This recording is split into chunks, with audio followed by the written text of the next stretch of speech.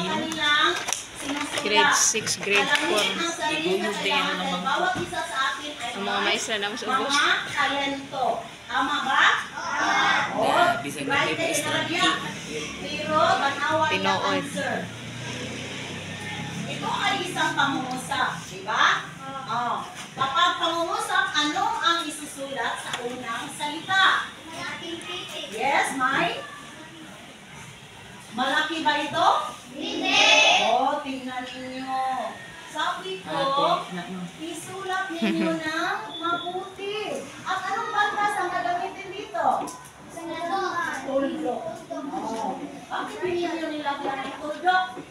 So, sa pagsusulat ng pangungusap, malaki ang titik sa unang salita at may bantas ito. Diba, nalaman ninyo yan sa Pilipino? Oh, bakit hindi ninyo ginawa? O itong pangalawa, dapat nakilaho kung makisali sa anumang proyekto o programang inilunsad sa paralan. Wala din bantas. At nilaki nila ang simula, malaki din ang nasusunod na salita, malaki na din ang nagsusunod. I like it. Ayan. Kanindot good. Saan ba natin yan makikita na ako? Alamin Universal ang na charger sa laptop. Laki ba yan? Ano? Dapat Pila ni Day? makilahok tayo, dara. Tingnan ninyo ang sunod na 600 plus. Pinalaki ba? Umot lang, ayun lang. May lang ta. So, be careful ha, group 1. Okay, dito tayo sa group 2. Magsulat ng, ano ba yan? Dari. Tungkol, magsulat ng slogan. Okay. Wala din kung Basahin sa natin ang kapaspasa. slogan. Group 2. Wala charger ha. Pero mali ko ano nila. Mahal si RJ kay Universal.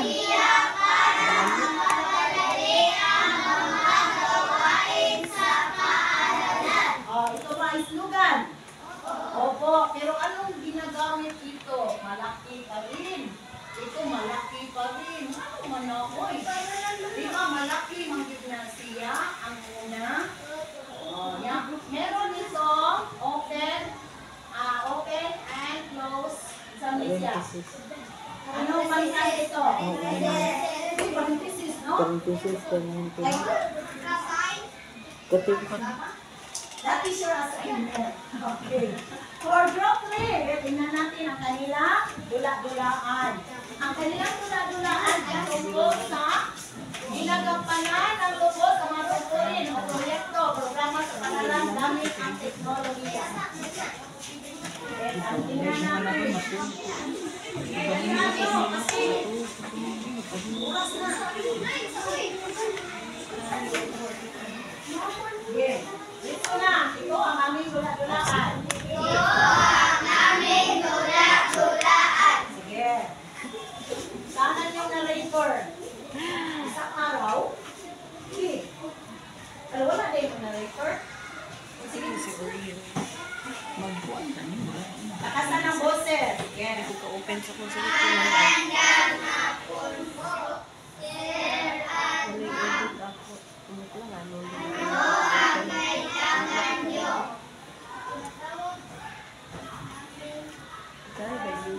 Kailangan ko ng pera. I want.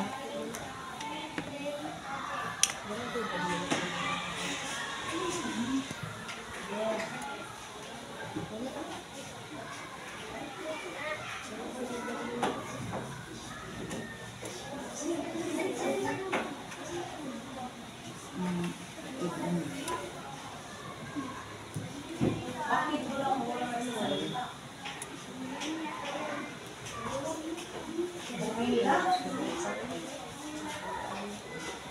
Kaya nagkailan mo ni kuan mo kat ko kay drummer dito siya. Lari mo siya.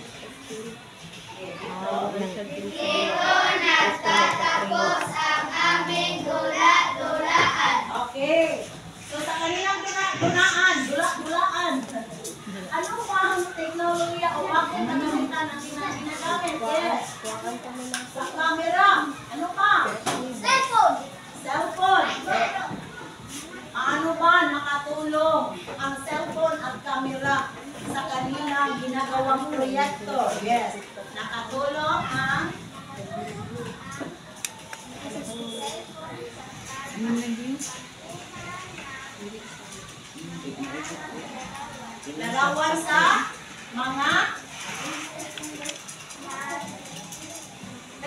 sila. Naglilinis o kaya'y gumagawa ng clean up? Drive. Okay, so ginagamit nila kanilang cellphone at camera. Ano bang gamit sa mga taking pictures, eh? Okay.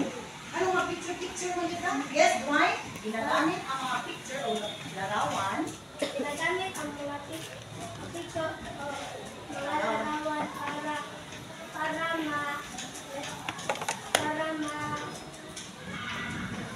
Para ano? Para makagawa ng para makagawa ng mga project? Makagawa ng mga dokumento. Pagpapatunay na talagang ginagawa ninyo ang mga proyekto o programa sa paaralan. Okay. Sige, ito naman ang ulat o kaya gawa sa tapat na grupo. Lagyan lang nila ng tama kung wasto at walang sagot kung hindi. Nagpapakita ng programa kung lubusang ginagampanan ang tungkulin. Why imong middle initial day na? Una, hindi Johnson ka? manunod ng programa Si RJ, o si proyekto Lizelle. nakita sa paralan kapag hindi nagugustuhan. So wala silang sagot. Tama ito. Igay. Ito, linangin ang sariling kakayahan sa Ikaw, Ababa. pamagitan ng Hey, Ababa. sa iyong kapwa. So tama. So check. Ako pa'y ababa. Ako di kinaunhan perme. ABAB. Gamit ang teknolohiya. Tama. Hindi sumali sa anumang proyekto o programa sa paaralan, lalong-lalo na hindi ito ginagamitan ng teknolohiya. So, walang sagot dahil hindi ito tama. Naintindihan na ba ninyo? Okay. Sige. Tuloy tayo. Okay. Dito sa application. Ipakita ang thumbs up kapag lubusang ginagampanan ang mga tungkulin. Ang thumbs down kapag hindi. Naintindihan ko anong gawin? Okay, number 1. Dapat maging mapagmasid sa pagpamnahon ng programang proyekto. Thumbs up o thumbs down? Okay, sa bagsak.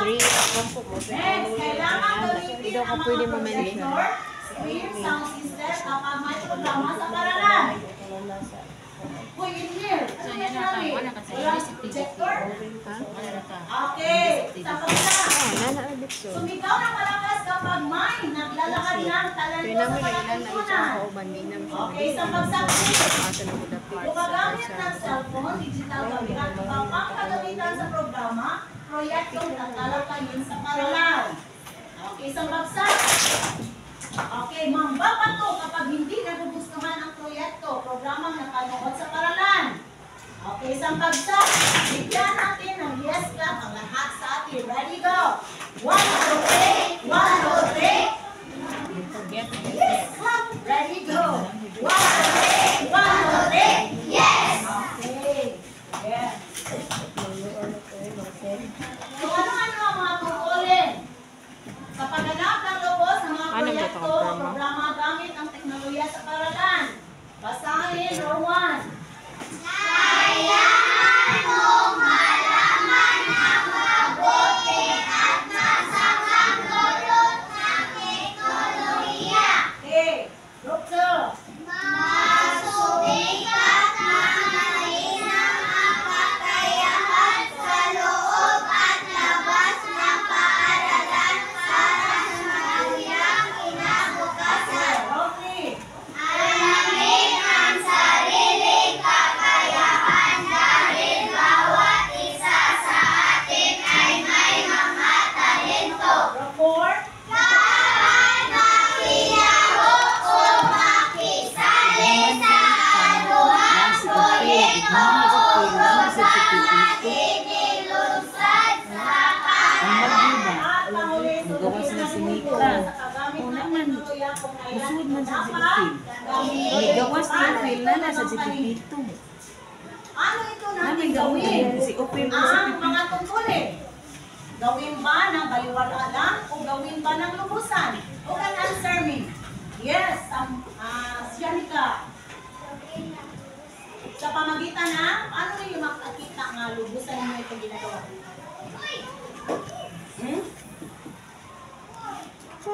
Paano? Ha? Kasan? makilaok sa mga programa. Isang bagsak. Okay, sige. So ngayon, dito na tayo sa ating dito na tayo sa ating evaluation.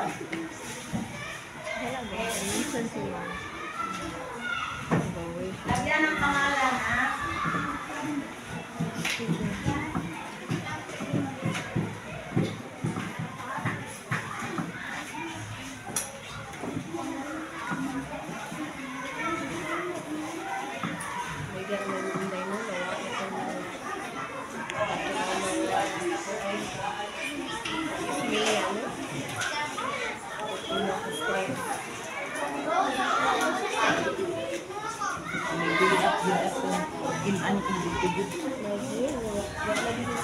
Kada ismi nga gaban at iyo. Okay, pasa sa likod.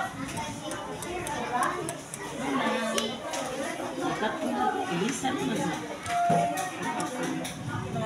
Okay, isulat ang tamang gampanan ng husay ang mga tungkulin sa proyekto o programa gamit ang teknolohiya sa paralan at mali o hindi. So, sa inyo ni answer niya? Okay. Diara isuwag. Okay, start now. Idungan ang pinto, ang ulo, mag-release. 15. Ang pagmasin is observe carefully. Ang bulis na ang pinto na ulit sa'yo. Test naman ko nga. Thank you kay mama, magpapakalan niya.